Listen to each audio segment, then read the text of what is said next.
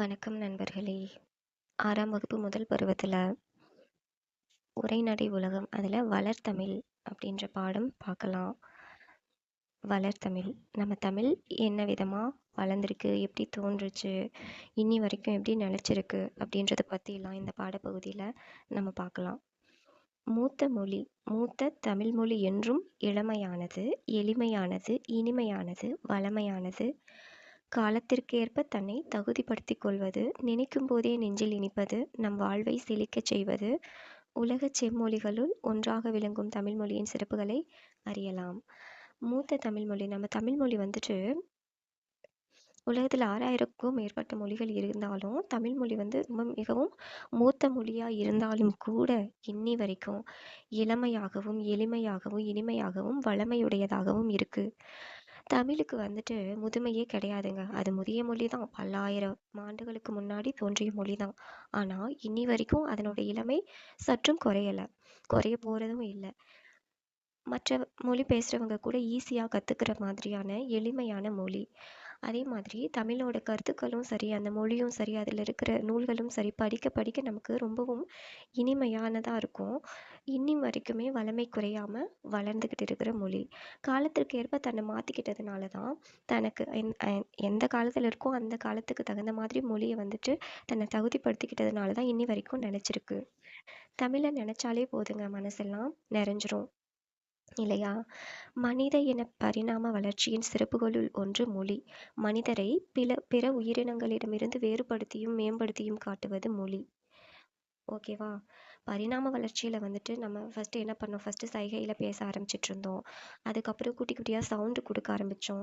ஒருத்தர்கிட்ட இருந்து இன்னொருத்தங்களுக்கு கருத்துக்களை பரிமாறுறதுக்கு வந்துட்டு நிறைய விதமான சைகைகள், சவுண்டு எழுப்புறது, தூரத்துலேருந்து கூப்பிடுறது, குயில் போல் கத்துறது, கூவுறது, அந்த மாதிரி எதையாச்சும் பண்ணிக்கிட்டு இருந்தோம். அந்த விதமாக வளர்ந்து வரும்போது பரிணாம வளர்ச்சி காரணமாக நமக்குன்னு ஒரு மொழி வேணும்.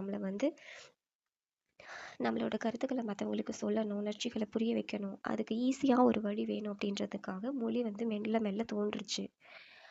அந்த மொழி வந்துட்டு மற்ற உயிரினங்கள் எல்லாமே சவுண்டு தான் எழுப்பிட்டுருக்கு இன்னி வரைக்கும். ஆனால் மனிதன் மட்டும்தான் அதுக்கு ஒரு உருவம் கொடுத்து, வார்த்தை கொடுத்து, உணர்வுகளை வெளிப்படுத்திட்டு வரான். அதனால் ரொம்பவும் சிறப்பு வாய்ந்த ஒன்று மொழி. மற்ற உயிரினங்கள்கிட்ட இருந்து மனிதனை வேறுபடுத்தி காட்டுறதும் அந்த மொழி தான். மொழி நம்ம சிந்திக்க உதவுது. நம்ம சிந்திக்கிறத என்ன நினைக்கிறோம் அப்படின்றத மற்றவங்களுக்கு வெளிப்படுத்துறதுக்கும், நம்ம கருத்துக்களை வந்துட்டு மற்றவங்களுக்கு சொல்கிறதுக்காகவும், நம்மளோட கருத்துக்களை மற்றவங்க தெரிஞ்சுக்கணும், மற்றவங்க கருத்துக்களை நம்ம தெரிஞ்சுக்கணும், நம்மளை சுற்றி இருக்கிறவங்களை பற்றின ஒரு புரிதல் நமக்கு வேணும். இது எல்லாமே வந்துட்டு இந்த மொழியால் தான் சாத்தியமாகுது. உலகில் 6000த்திற்கும் மேற்பட்ட மொழிகள் இருக்குது. இத்தனை மொழிகள் இருந்தாலும் சில மொழிகள் மட்டும்தான் பேச்சு வடிவம், எழுத்து வடிவம் ரெண்டையுமே பெற்றிருக்கு. சில மொழிகள் மட்டும்தான் இந்த உலகத்தில் பேச, எழுத ரெண்டையுமே செய்கிறதுக்கு நம்ம பயன்படுத்திட்டு வரோம். உலக மொழிகள் பலவற்றுள் இலக்கண இலக்கிய வளம் பெற்று திகழும் மொழிகள் மிகச் சிலவே. அவற்றுள் செம்மை மிக்க மொழி என்று ஏற்றுக்கொள்ளப்பட்டவை சில மொழிகளே. தமிழ் மொழி அத்தகு சிறப்பு மிக்க செம்மொழியாக இருக்குது. ஓகேவா? உலகத்தில் எத்தனையோ மொழிகள் இருக்குது. எழுத்து வடிவம், பேச்சு வடிவம் ரெண்டுமே சில மொழிகளுக்கு தான் இருக்குது. அப்படி இருந்தாலுமே இலக்கிய இலக்கண வடிவம் பெற்று திகழும் மொழிகளும் சில தான் இருக்குது. அதில் செம்மை மொழிகள் அப்படின்னு ரொம்ப மிகச்சில மொழிகளை தான் நம்ம வகைப்படுத்தி வச்சுருக்கோம். அதில் ஒன்று தான் நம்மளோட தமிழ்மொழி ஆகிய செம்மொழி. ஓகேவா? செம்மொழி ஆகிய தமிழ்மொழி. தமிழ் இலக்கியங்கள் இனிமையானவை. ஓசை இனிமை, சொல் இனிமை, பொருள் இனிமை கொண்டவை. பல மொழிகள் கற்ற கவிஞர் பாரதி என்ன சொல்லியிருக்காருன்னா, பாரதியார் யாமறிந்த மொழிகளிலே தமிழ் மொழி போல் இனிதாவது எங்கும் காணோம் அப்படின்னு சொல்லியிருக்காரு. இது தமிழ் மொழியோட இனிமையை வியந்து பாடுறாரு. ஓகேவா? தமிழ் இலக்கியங்கள் இனிமையானவை. அதை பற்றி நம்ம சொல்லவே வேண்டியதில்லை. ஓசை இனிமை, சொல் இனிமை, பொருள் இனிமை. ஓகேவா? தமிழோட ஓசையும் இனிமையாக தான் இருக்கும், அந்த வார்த்தைகளும் இனிமையாக தான் இருக்கும், பொருளும் இனிமை கொண்டவையாக தான் இருக்கும். பாரதியார் யார்? பலமொழி கற்ற புலவர், பலமொழி கற்ற கவிஞர். அந்த கவிஞர் என்ன சொல்கிறாரு? இத்தனை மொழிகள் நான் கற்று வச்சுருக்கேன், ஆனால் எனக்கு தெரிஞ்ச அத்தனை மொழிகள்லையும் தமிழை போல் இனிமையான மொழியை நான் எங்கேயுமே பார்த்ததில்லை அப்படின்னு தமிழோட இனிமையை அவ்வளோ புகழ்ந்து சொல்லியிருக்காரு. ஓகேவா? இப்போ என்ன நம்ம பார்த்தோம்? மனித பரிணாம வளர்ச்சியில் மிகச்சிறப்பான ஒன்று மொழி. அந்த மொழி மற்ற உயிரினங்கள் கிட்ட இருந்து நம்மளை வேறுபடுத்தி காட்டுது. நம்ம என்ன நினைக்கிறோம், நம்மளோட சிந்தனையை வெளிப்படுத்தவும் பிறரின் சிந்தனைகளை புரியவும் எல்லாத்துக்குமே நமக்கு மொழின்றது ரொம்பவும் அவசியமானது. உலகத்தில் எத்தனை மொழிகள் இருக்குது? 6000த்துக்கும் மேற்பட்ட மொழிகள் இருக்குது. அதில் பேச்சு வடிவம் எழுத்து வடிவம் கொண்ட மொழிகள் மிகச்சில தான். இலக்கண இலக்கிய வளம் பெற்று திகழ்கிற மொழிகளும் சில தான். அதில் செம்மை மிக்க மொழிகள் அப்படின்னு நம்ம இன்னை வரைக்கும் ஏற்றுக்கிட்டது ரொம்பவே சொற்பமான மொழிகள் தான். அதில் ஒரு மொழி தான் செம்மொழி ஆகிய தமிழ் மொழி. ஓகேவா? தமிழ் இலக்கியங்கள் வந்து இனிமையானது. சொல் இனிமை, பொருள் இனிமை, ஓசை இனிமை, இது எல்லாமே தமிழ் மொழிக்கு இருக்குது. பலமொழி கற்ற கவிஞர் யாரு? பாரதியார். பலமொழி கற்ற கவிஞர் பாரதியார். அவர் என்ன சொல்லியிருக்காரு? யாமறிந்த மொழிகளிலே தமிழ் மொழி போல் இனிதாவது எங்கும் காணோம் அப்படின்னு தமிழோட இனிமையை சொல்லியிருக்காரு. மூத்த மொழி. என்று பிறந்தவள் என்று உணராத இயல்பினலாம் எங்கள் தாய். என்று பிறந்தவள் என்று உணராத இயல்பினலாம் எங்கள் தாய் என்று பாரத தாயின் தொன்மையை பற்றி பாரதியார் கூறிய கருத்து தமிழ் மொழிக்கும் பொருந்துவதா இருக்கு. ஓகேவா? எங்கு பிறந்தவள் என்று உணராத இயல்பினலாம் எங்கள் தாய் அப்படின்னு யார் பாடியிருக்காரு? பாரதியார் பாடியிருக்காரு. யாரை பற்றி? பாரத தாய், நம்மளோட இந்திய தாயை பற்றி பாடியிருக்காரு. இந்திய தாய் வந்து எப்போ பிறந்தவங்க அப்படின்னு சொல்லவே முடியாத அளவுக்கு தொன்மையானவங்க, மூத்தவங்க அப்படின்னு சொல்லிட்டு பாரத தாயின் தொன்மையை பற்றி பாடினது யாரு? பாரதியார் பாடியிருக்காரு. இந்த கருத்து நம்ம தமிழ் மொழிக்கும் பொருந்தும். சரியா? சாலைகள் தோன்றிய பிறகுதான் சாலை விதிகள் தோன்றியிருக்கும். அதுபோல் இலக்கியம் தோன்றினதுக்கு அப்புறம்தான் அந்த இலக்கியத்துக்கு வந்து விதிகள் விதிக்கிற இலக்கண விதிகள் தோன்றி இருக்கணும். தொல்காப்பியம் தான் தமிழில் நமக்கு கிடைச்ச முதல் பழமையான நூல் அப்படின்றது நமக்கு தெரியும் இல்லையா? அப்படின்னா இலக்கியம் கிடைச்சதுக்கு அப்புறம் தானே இலக்கணம் அதுக்கான ஒரு விதிகள் விதிக்க முடியும். தொல்காப்பியம் அப்படின்றது ஒரு இலக்கண நூல் வந்து அதுதான் நமக்கு தமிழில் கிடைச்ச மிக பழமையான நூல். அப்படின்னா அதுக்கு முன்னாடி இலக்கியங்கள் இருந்திருக்கணும் தானே. அந்த இலக்கியங்களுக்கு வரைமுறை வகுக்கணும் அப்படின்றதுக்காக தானே ஒரு இலக்கிய நூல் தோன்றி இருக்கணும். இலக்கியத்துக்கு வரைமுறை கொடுக்கணுன்றதுக்காக தானே தொல்காப்பியம் அப்படின்ற இலக்கண நூல் தோன்றி இருக்கணும் இல்லையா? இதனை கொண்டு தமிழ் மிகவும் தொன்மையான மொழி அப்படின்றதையும் நம்ம தெரிஞ்சுக்கலாம். என்று பிறந்தவள் என்று உணராத இயல்பினலாம் எங்கள் தாய் அப்படின்னு பாடினது யாரு? பாரதியார். யாரை பற்றி பாடினாங்க? பாரத தாயை பற்றி. அந்த கூற்று நம்மளோட தமிழ் மொழிக்கும் பொருந்தும். சாலைகள் தோன்றின அப்புறம்தான் சாலை விதிகள் தோன்றி இருக்கணும். அந்த மாதிரி இலக்கியம் தோன்ற பின்னாடி தான் இலக்கண விதிகள் தோன்றி இருக்கணும். தமிழில் நமக்கு கிடைச்ச மிக பழமையான நூல் எது? தொல்காப்பியம். ஓகேவா? இதை பற்றி தமிழோட தொன்மையை பற்றி நமக்கு தெரிஞ்சிருக்கு. எளிய மொழி. தமிழ் மொழி பேசவும் படிக்கவும் எழுதவும் உகந்த மொழி. பேச படிக்க எழுத எல்லாத்துக்குமே நம்ம தமிழ் மொழி ரொம்பவும் ஏற்ற மொழியாக தான் இருக்குது. உயிரும் மெய்யும் இணைவதால் தோன்றுபவை உயிர்மெய் ஒலிகள். உயிரெழுத்துக்கள் மெய்யெழுத்துக்கள் ஆகியவற்றின் ஒலிப்பு முறைகளை அறிந்து கொண்டால் உயிர்மெய் எழுத்துக்களை எளிதாக ஒலிக்கலாம். எழுத்துக்களை கூட்டி ஒலித்தாலே தமிழ் படித்தல் இயல்பாக நிகழ்ந்துவிடும். தமிழ் படிக்க ரொம்பலாம் கஷ்டப்பட தேவையில்லை. எழுத்துக்களை கூட்டி அப்படியே இது வாசித்து பார்த்தோம் அப்படின்னாவே தமிழ் படிக்கிறது அப்படின்றது ரொம்ப சுலபமாகவே நமக்கு வந்துடும். உயிரும் மெய்யும் சேர்ந்து உயிர்மெய் தோன்றுது. உயிரெழுத்துக்கள் மெய்யெழுத்துக்கள் ஆகியவற்றின் ஒலிப்பு முறைகளை அறிஞ்சுக்கிட்டோம் அப்படின்னா உயிர்மெய் எழுத்துக்களை வந்துட்டு ஈஸியாக படிக்க பழகிக்கலாம். ஆ கூட்டல் மூ கூட்டல் து அமுது. ஆ மூ து இந்த 3 எழுத்தையும் இணைச்சு சொன்னாவே அமுது அப்படின்ற வார்த்தை நமக்கு கிடைச்சிருது. அந்த அளவுக்கு சுலபமாகவே நம்மளால் தமிழை வாசிக்க முடியும். தமிழ் மொழியை எழுதும் முறையும் மிக எளிதுதான். இதற்கேற்ப தமிழ் எழுத்துக்கள் பெரும்பாலும் வலஞ்சொலி எழுத்துக்களாகவே அமைந்துள்ளன. தமிழ் எழுத்துக்கள் பெரும்பாலும் எப்படி இருக்குது? வலஞ்சொலி எழுத்துக்களாகவே இருக்குது. வலஞ்சொலி எழுத்துக்கள் என்னென்ன? ஆ, ஏ, ஔ, நா, ஞா இதெல்லாமே வலஞ்சொலி எழுத்துக்கள். இடஞ்சொலி எழுத்துக்கள் என்ன? டா, யா, ழா. டா, யா, ழா இதெல்லாமே இடஞ்சொலி எழுத்துக்கள். தெரிந்து கொள்வோம். அதில் பாருங்க, என்ன சொல் வந்து எந்த இலக்கியத்தில் வந்திருக்கு, அது எப்படி மேற்கோள் காட்டியிருக்காங்க அப்படின்னு சொல்லியிருக்காங்க.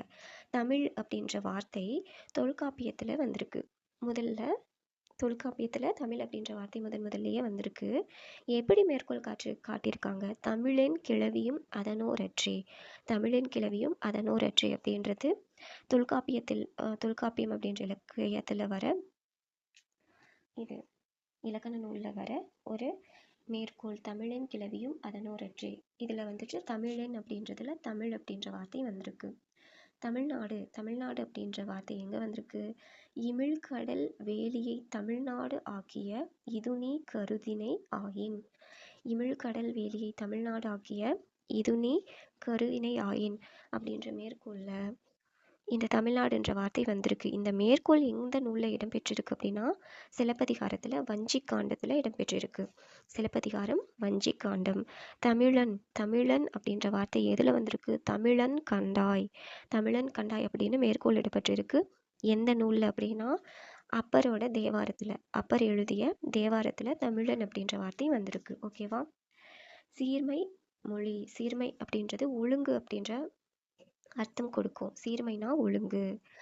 தமிழ் மொழியின் பல வகை சீர்மைகளுள் அதன் சொற்சிறப்பு மிகவும் குறிப்பிடத்தக்கது. தமிழுக்கு பல வகை சீர்மை இருக்கு. அதில் சொல் சிறப்பு குறிப்பிடத்தக்கது. உயர்திணை அஃறிணை என இருவகை திணைகளை அறிவோம். உயர்திணையின் எதிர்ச்சொல் தாழ்திணை என அமைய வேண்டும். தாழ்திணை அப்படின்னு சொல்றது அவ்வளோ ஒன்றும் சுகப்படாது அப்படின்றதுனால அஃறிணை அல் கூட்டல் திணை, அதாவது உயர்வு அல்லாத திணை அப்படின்னு அதுக்கு பெயரிட்டனர் நம் முன்னோர். ஓகேவா? இருவகை திணைகள் என்ன? உயர்திணை அஃறிணை. அஃறிணைனா என்ன? அஃறிணைன்றது உயர்திணைக்கு எதிர்ச்சொல். அது தாழ்திணை அப்படின்னு அமையணும். தாழ்திணை அப்படின்றது அவ்வளோ ஒன்றும் சுகப்படாது அப்படின்றதுக்காக அவங்க அல் கூட்டல் திணை அஃறிணை, அதாவது உயர்வு அல்லாத திணை அப்படின்னு முன்னோர்கள் பெயர் வச்சிருக்காங்க. பாகற்காய் அப்படின்றது கசப்பு சுவை உடையது. பாகற்காய் என்ன சுவை? கசப்பு சுவை உடையது. அதை கசப்பு காய் அப்படின்னு சொல்லாமல் இனிப்பு அல்லாத காய், அல்லது அதாவது இனிப்பு அல்லாத காய் பாகற்காய். பாகு கூட்டல் அல் கூட்டல் காய். பாகுன்னா இனிப்பு, இனிப்பு இல்லாத காய் அப்படின்றது தான் பாகற்காய் அப்படின்னு நம்ம முன்னோர் பெயரிட்டிருக்காங்க. இவ்வாறு பெயரிடுவதிலும் சீர்மை மிக்கது தமிழ்மொழி. ஒரு பொருளுக்கு பேர் வச்சா கூட அதில் ஒரு அழகு இருக்கணும் அப்படின்னு எதிர்பார்த்து நம்ம முன்னோர்கள் அவ்வளோ அழகாக நம்ம தமிழ் மொழியை உபயோகப்படுத்தியிருக்காங்க. வளமை மொழி. தமிழ் வளமை மிக்க மொழி. தொல்காப்பியம், நன்னூல் உள்ளிட்ட இலக்கண நூல்கள் மிகுந்தது தமிழ்மொழி. 8 தொகை 10 பாட்டு அப்படின்ற சங்க இலக்கியங்களையும் கொண்டிருக்கு. திருக்குறள், நாலடியார் முதலிய அறநூல்களையும் கொண்டிருக்கு. சிலப்பதிகாரம், மணிமேகலை முதலிய காப்பியங்கள் இருக்கு. இவ்வாறு இலக்கிய இலக்கண வளம் நிறைந்தது மொழி தமிழ்மொழி. ஓகேவா? தொல்காப்பியம், நன்னூல் இதெல்லாம் இலக்கண நூல்கள். இலக்கண நூல்கள் என்னென்ன? தொல்காப்பியம், நன்னூல். அப்புறம் சங்க இலக்கியங்கள் என்னென்ன? 8 தொகை 10 பாட்டு. சங்க இலக்கியங்கள் 8 தொகை 10 பாட்டு. அறநூல்கள் எது? திருக்குறள், நாலடியார் முதலிய அறநூல்கள் இருக்கு. திருக்குறள், நாலடியார். சிலப்பதிகாரம், மணிமேகலை இதெல்லாம் காப்பியங்கள். சிலப்பதிகாரம், மணிமேகலை இது காப்பியங்கள். இவ்வாறு இலக்கிய இலக்கண வளம் நிறைந்தது தான் தமிழ்மொழி. தமிழ்மொழி சொல்வளம் மிக்கது. ஒரு பொருளின் பல நிலைகளுக்கும் வெவ்வேறு பெயர் சூட்டுவது தமிழ்மொழியின் சிறப்பு. சான்றாக பூவின் 7 நிலைகளுக்கும் தோன்றுவது முதல் உதிர்வது வரை தனித்தனி பெயர்கள் தமிழில் இருக்கு. ஓகேவா? பூவின் 7 நிலைகளுக்கும்.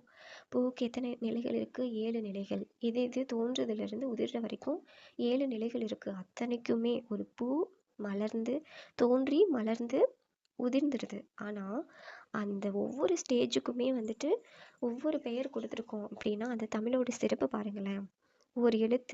ஓரெழுத்தே ஒரு சொல்லாகி பொருள் தருவதும் உண்டு.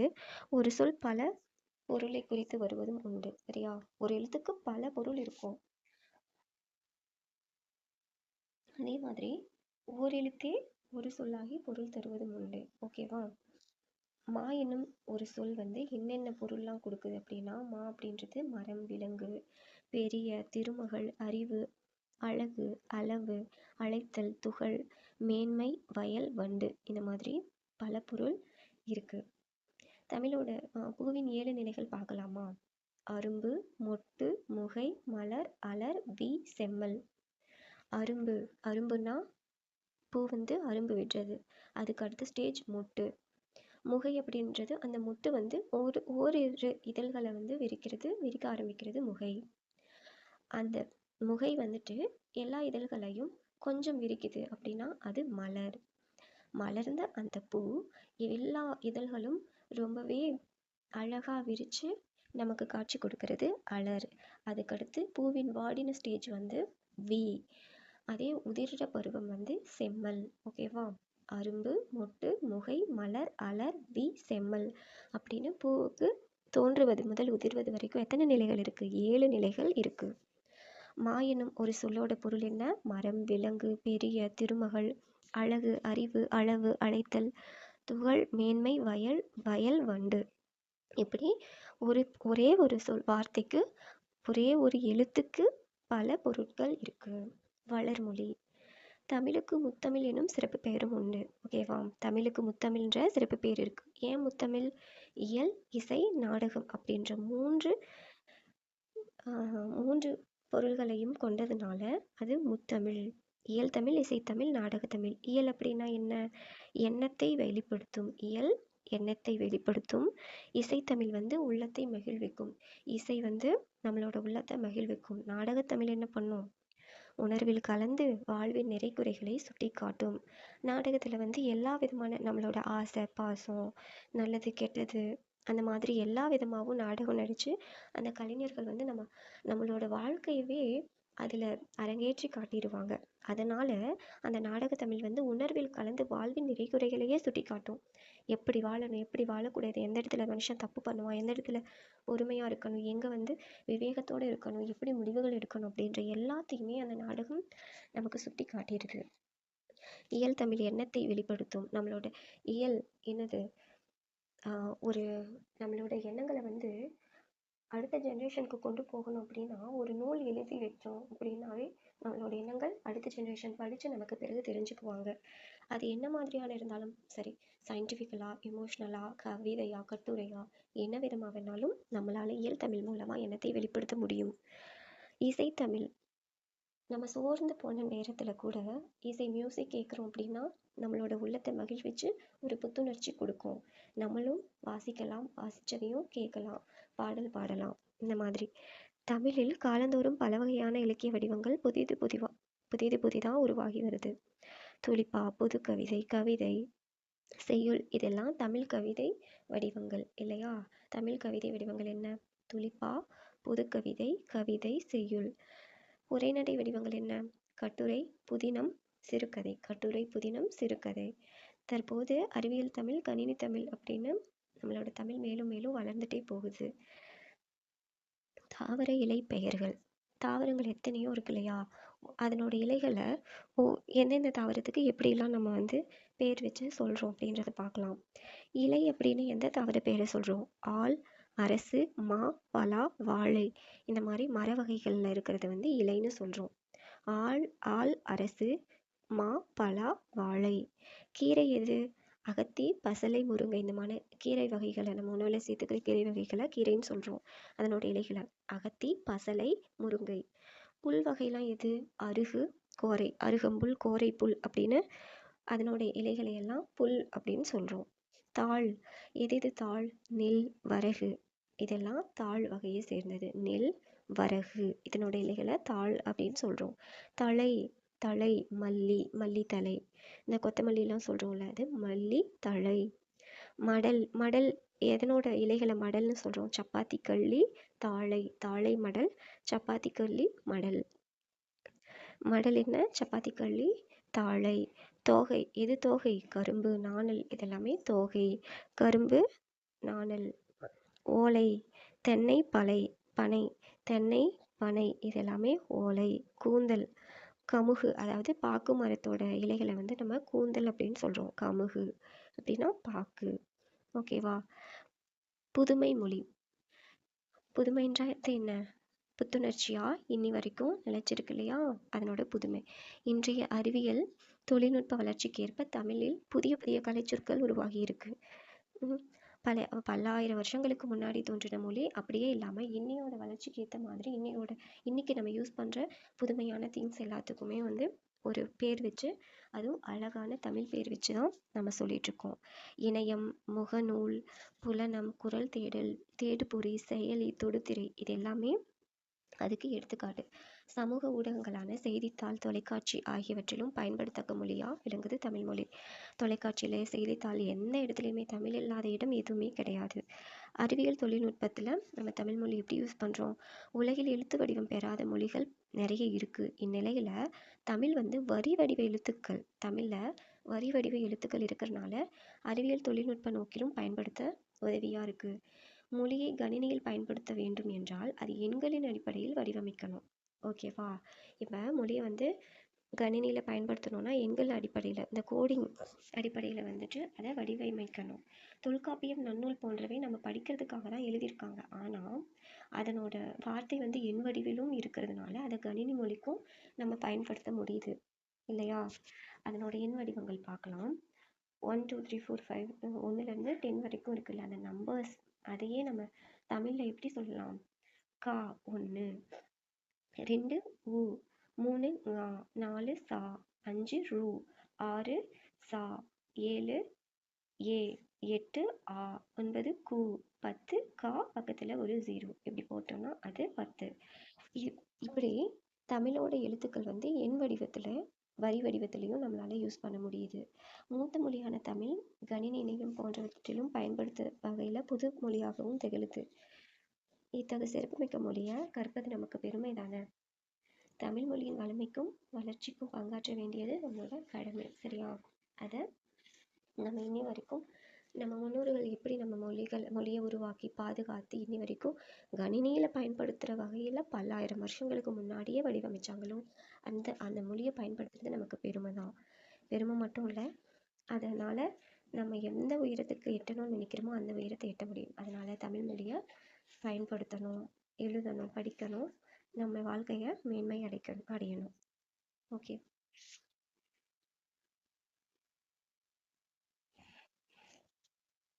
ஓகே, இப்போது கவிஞர் அறிவுமதி ஐயா அவர்கள் பிறந்த நாள் வாழ்த்து வந்து தமிழில் பாடியிருக்காரு. நீண்ட நீண்ட காலம் நீ நீடு வாழ வேண்டும், வானம் தீண்டும் தூரம் நீ வளர்ந்து வாழ வேண்டும், அன்பு வேண்டும், அறிவு வேண்டும், பண்பு வேண்டும், பரிவு வேண்டும், எட்டு திக்கும் புகழ வேண்டும், எடுத்துக்காட்டு ஆக வேண்டும், உலகம் பார்க்க உனது பெயரை நிலவுத்தாளில் எழுத வேண்டும், சர்க்கரை தமிழ் அள்ளி தாலாட்டு தாள் சொல்லி வாழ்த்துகிறோம், தாலாட்டு நாள் சொல்லி வாழ்த்துகிறோம், பிறந்தநாள் வாழ்த்துக்கள், பிறந்தநாள் வாழ்த்துக்கள், இனிய பிறந்தநாள் வாழ்த்துக்கள் அப்படின்னு அறிவுமதி ஐயா தமிழ்லையே பிறந்தநாள் வாழ்த்து சொல்லியிருக்காரு. சரியான விடை. தொன்மை அப்படின்ற சொல்லோட பொருள் என்ன? பழமை. தொன்மை பழமை. இடப்புறம் எப்படி பிரிக்கணும்? இடம் கூட்டல் புறம், இடது கூட்டல் புறம்னு பிரிக்கலாம். இங்கே தான் இருக்குது இடம் கூட்டல் புறம். சீரிழமை, சீர்மை கூட்டல் இளமை, சீரிழமை, சீர்மை கூட்டல் இளமை. சிலம்பு கூட்டல் அதிகாரம் சேர்த்து எழுதுனா சிலப்பதிகாரம், சிலம்பு கூட்டல் அதிகாரம் சிலப்பதிகாரம். கணினி கூட்டல் தமிழ், கணினி தமிழ், கணினி தமிழ். ஆப்ஷன் ஆ.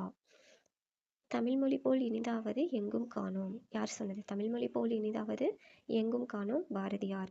மா என்னும் பொருள் என்ன? மா என்னும் வார்த்தைக்கு நிறைய பொருள் இருக்குல்ல, அதில் எங்கே கொடுத்தது? விலங்கு. மா விலங்கு. நாம் சிந்திக்கவும் சிந்தித்து அதை வெளிப்படுத்தவும் உதவுறது என்ன? மொழி. தமிழ்மொழி நமக்கு கிடைத்துள்ள மிக பழமையான இலக்கண நூல் எது? தொல்காப்பியம். தமிழில் நமக்கு கிடைச்ச பழமையான இலக்கண நூல் தொல்காப்பியம். மொழியை கணினியில் பயன்படுத்தணும் அப்படின்னா அது என்ன அடிப்படையில் அமைஞ்சிருக்கணும்? எண்களின் அடிப்படையில். எண்களின் அடிப்படையில். இதோட இந்த வளர்த்தமிழ் அப்படின்ற பாடம் முடியுது. மீண்டும் அடுத்த பாடத்தில் சந்திக்கலாம். நன்றி, வணக்கம்.